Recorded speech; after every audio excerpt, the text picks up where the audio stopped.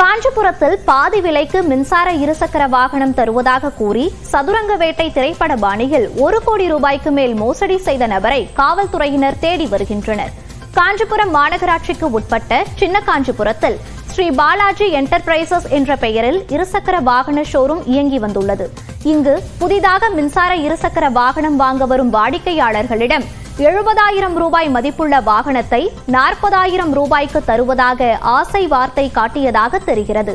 இதனை நம்பி 250க்கும் மேற்பட்டோர் பணம் செலுத்தியுள்ளனர். தொடர்ந்து இன்று தங்களது இருசக்கர வாகனத்தை வாங்குவதற்காக ஷோரூமுக்கு சென்றுள்ளனர்.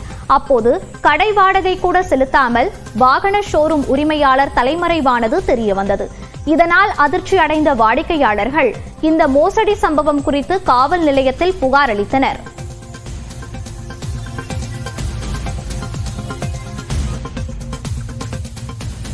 இது ஆஃபர் 40,000 கொடுக்குறோன்னு சொல்லி பரவாயில்ல சொல்லியிருக்காங்க. இது கொஞ்சம் கொஞ்சமாக மக்கள் மத்தியில் பரவி வரும்போது என்கிட்ட வரும்போது 40,000 நான் போய் கேட்டேன். இல்லை ஏற்கனவே வண்டி வாங்கின ஒருத்தர் சிபாரிசு பண்ணால் உங்களுக்கு கொடுக்குறேன் அந்த துட்டுக்கு, இல்லைன்னா 70,000 தாங்க. சரி ஏற்கனவே வண்டி பணம் கட்டினவர் எனக்கு கொஞ்சம் சிபாரிசு பண்ணார், நான் பணம் கட்டியிருக்கிறேன் அப்படின்னு சொல்ல, சரி நீங்களும் அதே 40,000 கட்டுங்க, 5 நாளில் உங்களுக்கு வண்டி கொடுக்குறேன்னு அந்த அடிப்படையில் தான் எல்லாருமே கட்டியிருக்கிறோம். ஆனால் கடைசியாக பார்த்தா இது ஒரு ஃபேக் நியூஸ் மாதிரி இருக்குது. அவங்க கொடுத்துற ஆதார் அட்டையிலேருந்து பின் நம்பர் வரைக்கும் எல்லாம் மோசடியாக இருக்குங்க. அதனால தான் எங்களுக்கு பயமாக இருக்குது. காவல்துறை ஆய்வாளர் உடனே நடவடிக்கை எடுத்து எங்களுக்கு பணத்தை திரும்ப பெற்று தரணும்னு கேட்டுக்கிறோம். உடல்நலக் குறைவால் காலமான நடிகர் ஷிகான் ஹுசைனியின் உடலுக்கு திரையுலகினர் உள்ளிட்டோர் கண்ணீர் மல்க அஞ்சலி செலுத்தினர். நடிகரும் கராத்தே மற்றும் வில்வித்தை பயிற்சியாளருமான ஷிகான் ஹுசைனி இரத்த புற்றுநோயால் பாதிக்கப்பட்டு சென்னை தேனாம்பேட்டையில் உள்ள அப்பல்லோ மருத்துவமனையில் சிகிச்சை பெற்று வந்தார். இந்நிலையில் சிகிச்சை பலனின்றி நள்ளிரவு 1:45 மணி அளவில் காலமானார். அவரது உடல் சென்னை பெசன்ட் நகரில் உள்ள வில்வித்தை சங்கத்தில் பொதுமக்கள் அஞ்சலிக்காக வைக்கப்பட்டுள்ளது. அவரது உடலுக்கு திரையுலகினர் மற்றும் ரசிகர்கள் கண்ணீர் மல்க அஞ்சலி செலுத்தி வருகின்றனர். ஷிகான் ஹுசைனிடம் கராத்தே பயிற்சி பெற்ற மாணவர்கள் கராத்தே உடையுடன் வந்து அஞ்சலி செலுத்தினர்.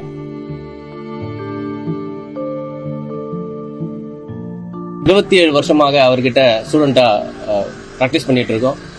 இந்த இழப்பு எங்களுக்கு சத்தியமா ஜீர்ணிக்கவே முடியல. எங்க குருநாதர் அவர் ஆத்மா சாந்தியடைய நான் எல்லா வல்ல இறைவனை வேண்டிக் கொள்கிறேன். அவருக்கு என்னைக்குமே இழப்ப கிடையாது. அவங்களோட மாணவர்கள் நாங்க இருக்கோம். விதை போட்டிருக்காரு.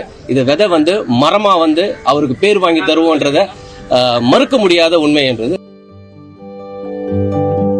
இதேபோன்று ஷாகின் ஹுசைன் உடலுக்கு நடிகர் எஸ்.வி. சேகர், நடிகை காயத்ரி ரகுராம் ஆகியோர் அஞ்சலி செலுத்தினர். தியானத்துல ரொம்ப ஈடுபாடு உள்ளவர். ஒரு ஷட்டில் காக்கா இருக்கட்டும், டென்னிஸா இருக்கட்டும், அதுல நல்ல வெரி குட் பிளேயர்.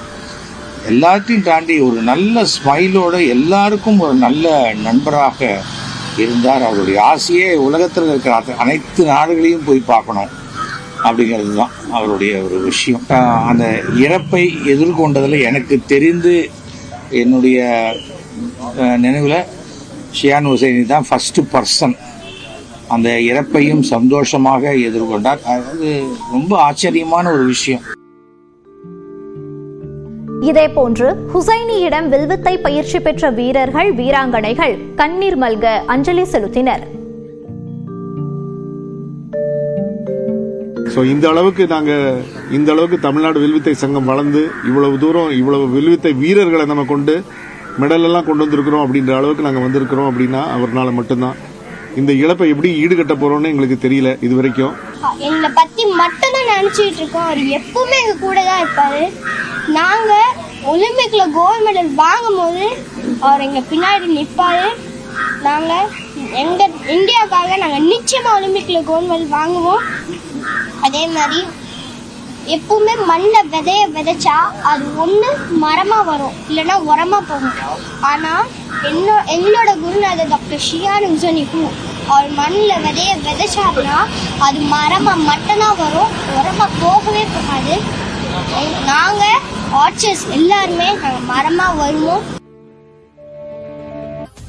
தமிழ் மொழியை அழிக்க முயற்சி நடப்பதாக குற்றம் சாட்டியுள்ள முதலமைச்சர் அதற்கு ஒட்டுமொத்தமாக முற்றுப்புள்ளி வைத்ததாக வேண்டும் என்று சூளுரைத்துள்ளார். சட்டப்பேரவையில் இருமொழி கொள்கை தொடர்பான கவன ஈர்ப்பு தீர்மானத்தின் மீது பதிலளித்து பேசிய முதலமைச்சர், தமிழும் ஆங்கிலமும் தான் தமிழ்நாட்டினுடைய இருமொழி கொள்கை என்று அதில் எந்த மாற்றமும் இல்லை என்றும் தெரிவித்தார். இது பணப்பிரச்சனை அல்ல, இனப்பிரச்சனை என்று கூறிய முதலமைச்சர் நிதி தரவில்லை என இனமானத்தை அடமானம் வைத்து வெகுமானம் பெறும் கொத்தடிமைகள் தாங்கள் அல்ல என்று திட்டவட்டமாக தெரிவித்தார். தமிழை அழிக்க நினைக்கும் ஆதிக்க மொழி எதுவாக இருந்தாலும் அதை அனுமதிப்பதில்லை என்பதால்தான் இருமொழி கொள்கையை கடைபிடிப்பதாக கூறினார். இந்தி மொழி திணிப்பு என்பது ஒரு மொழி திணிப்பு மட்டுமல்ல, பண்பாட்டு அழிப்பாக அமையும் என்பதால் தான் இதிலே உறுதியாக இருக்கிறோம், இருப்போம். இந்த மொழி திணிப்பின் மூலமாக மாநில மொழிகளை ஒரு இனத்தை ஆதிக்கம் செலுத்த நினைக்கிறார்கள். இதற்கு ஒட்டுமொத்தமாக முற்றுப்புள்ளி வைத்தாக வேண்டும்.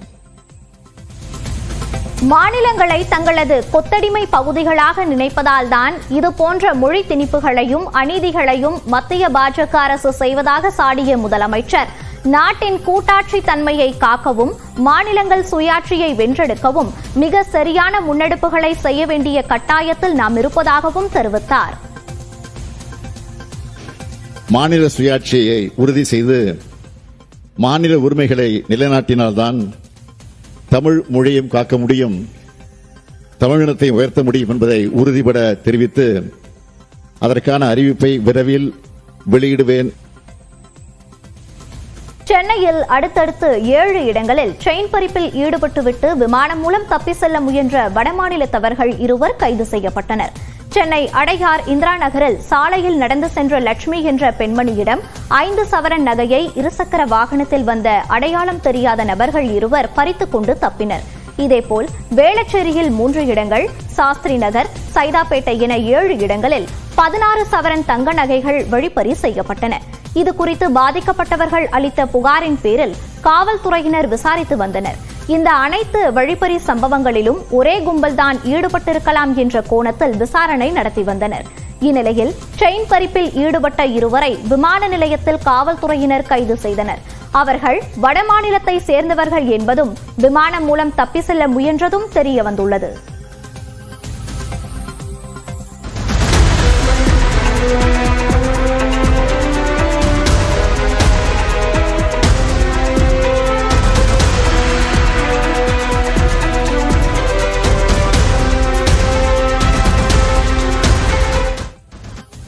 தமிழ் மொழியை அழிக்க முயற்சி நடப்பதாக குற்றம் சாட்டியுள்ள முதலமைச்சர் அதற்கு ஒட்டுமொத்தமாக முற்றுப்புள்ளி வைத்ததாக வேண்டும் என்று சூளுரைத்துள்ளார். சட்டப்பேரவையில் இருமொழி கொள்கை தொடர்பான கவன ஈர்ப்பு தீர்மானத்தின் மீது பதிலளித்து பேசிய முதலமைச்சர் தமிழும் ஆங்கிலமும் தான் தமிழ்நாட்டினுடைய இருமொழி கொள்கை என்று அதில் எந்த மாற்றமும் இல்லை என்றும் தெரிவித்தார். இது பணப்பிரச்சனை அல்ல, இனப்பிரச்சனை என்று கூறிய முதலமைச்சர் நிதி தரவில்லை என இனமானத்தை அடமானம் வைத்து வெகுமானம் பெறும் கொத்தடிமைகள் தாங்கள் அல்ல என்று திட்டவட்டமாக தெரிவித்தார். தமிழை அழிக்க நினைக்கும் ஆதிக்க மொழி எதுவாக இருந்தாலும் அதை அனுமதிப்பதில்லை என்பதால்தான் இருமொழி கொள்கையை கடைபிடிப்பதாக கூறினார். இந்தி மொழி திணிப்பு என்பது ஒரு மொழி திணிப்பு மட்டுமல்ல, பண்பாட்டு அழிப்பாக அமையும் என்பதால் தான் இதிலே உறுதியாக இருக்கிறோம், இருப்போம். இந்த மொழி திணிப்பின் மூலமாக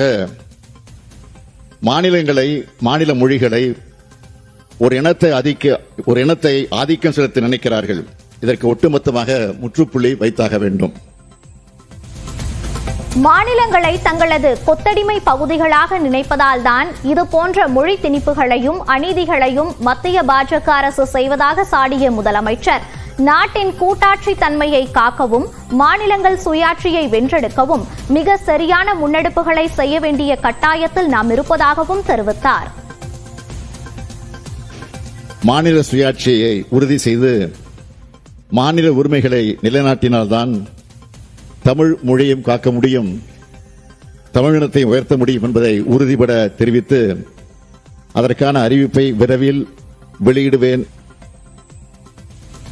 சென்னையில் அடுத்தடுத்து 7 இடங்களில் செயின் பறிப்பில் ஈடுபட்டுவிட்டு விமானம் மூலம் தப்பி செல்ல முயன்ற வடமாநிலத்தவர்கள் 2 கைது செய்யப்பட்டனர். சென்னை அடையார் இந்திரா நகரில் சாலையில் நடந்து சென்ற லட்சுமி என்ற பெண்மணியிடம் 5 சவரன் நகையை இருசக்கர வாகனத்தில் வந்த அடையாளம் தெரியாத நபர்கள் 2 பறித்துக் கொண்டு தப்பினர். இதேபோல் வேளச்சேரியில் 3 இடங்கள், சாஸ்திரி நகர், சைதாப்பேட்டை என 7 இடங்களில் 16 சவரன் தங்க நகைகள் வழிப்பறி செய்யப்பட்டன. இது குறித்து பாதிக்கப்பட்டவர்கள் அளித்த புகாரின் பேரில் காவல்துறையினர் விசாரித்து வந்தனர். இந்த அனைத்து வழிப்பறி சம்பவங்களிலும் ஒரே கும்பல்தான் ஈடுபட்டிருக்கலாம் என்ற கோணத்தில் விசாரணை நடத்தி வந்தனர். இந்நிலையில் செயின் பறிப்பில் ஈடுபட்ட இருவரை விமான நிலையத்தில் காவல்துறையினர் கைது செய்தனர். அவர்கள் வடமாநிலத்தை சேர்ந்தவர்கள் என்பதும் விமானம் மூலம் தப்பி செல்ல முயன்றதும் தெரிய வந்துள்ளது.